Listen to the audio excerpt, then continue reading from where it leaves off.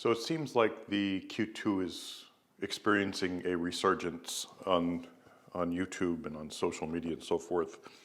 And I still get the questions, is it worth it? I'm going to tell you a little story, and then you can judge for yourself on this.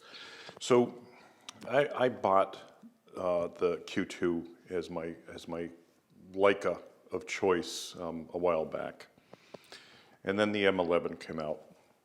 And I was in New York with my daughter, and literally, you know, nobody had the M11. It was, you couldn't get it. But we stopped at the Leica Soho store, and they're like, yeah, we have one. It's like, oh yeah, I want it. And I traded my Q2 in for the M11 and just had it shipped back to my house. But I mean, I love the M11. I love the image files from it. The lens really is that special. You know, they say this is the best Leica lens ever produced, and this 28 is really that good.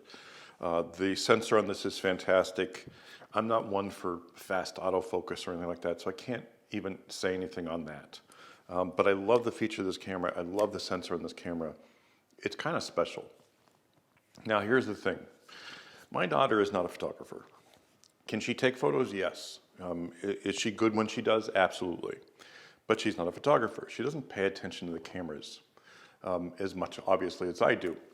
And I'll shoot with her in different cameras all the time. And she literally picks out the images she likes. And it's always the same. You know, like if I show her older photos that we shot together, you know, on a Sony or a Nikon or a Fuji or the Leica, she notices, like instantly.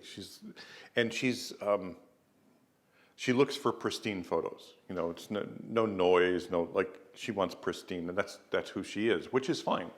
You know, not too long ago, I got her the Sony 6400 to film her videos because she's a content creator. And it works great for her, but she would not take a photo on that camera. And even the Nikon Z50, she's, you know, it's not up to her standards, if you would. I don't even want to say it like, because it sounds kind of snobby, but it's not. It's just that she wants these pristine looking photos, which is fine.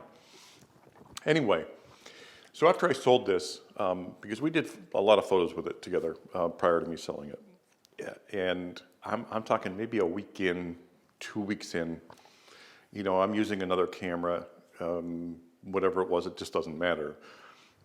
And she's like, oh my God, I missed the Leica. And I'm like, well, I have the M11, it's, you know. And she's like, no, for me, you know, just for these kind of shots. And she literally just goes and buys it because she missed the look of this camera so much that she just said, I'm ordering one. And that's how much she loves it. Now, this isn't a photographer. This isn't someone that's doing this for a living, but she just loved the look of the image files so much that she had to go buy her own. And, you know, I can't argue with her in any which way, shape, or form. Like, I really can't, because the image quality is that good to me. Because of this lens, because of the look of the lens. A sensor is a sensor. You heard me say this many, many times. This 47 megapixel is a very nice sensor. It doesn't matter who makes it. It could be Canon, it could be Sony, it could be whoever, but most likely Sony. But anyway, with their color science and their lens, and the way this is set up, it's just that good. Now, you know, I hear a lot of people putting it up against the Fuji X100V. Now, the Fuji X100V is a phenomenal camera. So is the Nikon Z50. But you're not comparing apples to oranges. So you can't go on and say, well, which is better, the 100V or the Leica? You know, they're just not in the same ballpark. And, you know, I know a lot of you are, if you're shooting social media, great, you know, any camera will do. But even in that situation where you're looking for that pristine image, you're looking for that perfect lens, you're looking for that altogether wow, this can't be beat. and this is my opinion only, so don't come after me. And, I like how people say, it's just a piece of jewelry, and I hear all of it. This jewelry takes some beautiful, beautiful images, and it's well-crafted jewelry, if you will. But the same people carrying an A1 with a 51.2 and a 70-200 in their bag, which is well over this. Is that jewelry as well because it costs so much? It's just, to me, it's kind of lame. And I'm trying to use kid gloves on this because, I just seriously just don't want the bullshit coming at me. But if you're considering this camera, I can get away with this camera using it professionally. I don't shoot sports anymore or anything like that. I shoot product, I shoot people. This has a macro on it. The image quality is spectacular.